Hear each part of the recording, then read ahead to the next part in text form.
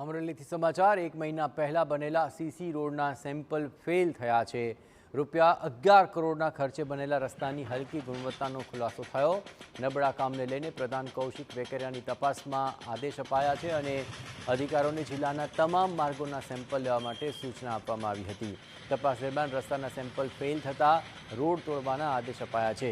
Arts college સામેનો 125 metre road તોડવાની કામગીરી શરૂ પણ કરી દેવાઈ છે। રોડ બનાવનાર એજન્સીનો પણ નબળી કામગીરી અંગે સ્વીકાર કરવામાં આવ્યો।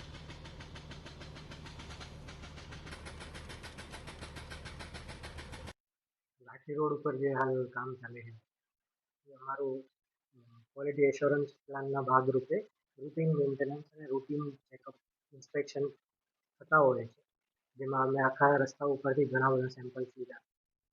एमांथी एक जग्याનું સેમ્પલ ફેલ આવ્યું છે, એટલે એ કેસમાં ઇજાદરશ્રીને અત્રેની કચેરી દ્વારા એટલો રોડ તોડીને નવેસરથી કરવાના આદેશો કરવામાં આવ્યા છે। એ કામગીરી હાલ ચાલી રહી છે અને ખૂબ જ ટૂંક સમયમાં એને પૂર્ણ કરવામાં